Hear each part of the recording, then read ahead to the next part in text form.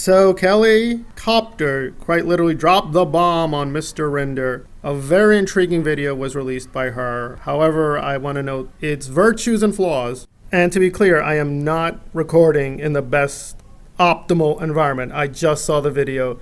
I've combed through it.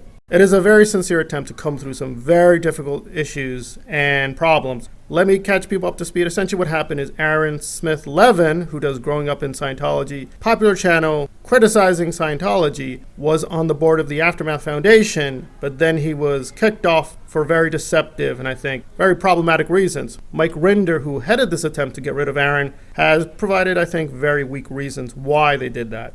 And Kelli is responding to their public. So this was a very heartfelt attempt to shift through people she does like. She was for a while a Rinder ally and was unwilling to look at a lot of alarming evidence, but give her a lot of credit. She also looked at Doug and his work and did look at some pretty damaging stuff. She's not condemning him as evil, but she does agree something very wrong did happen.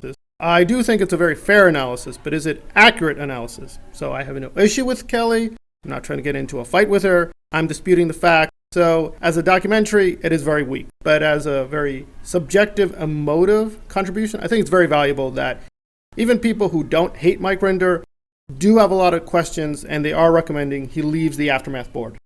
Will he do it? Probably not. But I do think it's very telling that we can have a civil discussion. So I think the tone of the video is very admirable, and I will try to respond in kind. But I'm not going to be lying for Rinder. So I think it's a very sincere attempt, but it doesn't quite go as far as I think it should. However, that is her state. She doesn't want to try to turn this into a fight. And I admire that. But again, certain principles have been violated, so it's going to be very difficult to be unemotive in this controversy, but I think she made a sincere attempt. I can't recommend the video because it's not going to be an accurate representation, but if you want at least a certain side of the SPTV community, then you're going to get it. But it's not really going to tell you the whole truth of this very, very big hot potato in the community.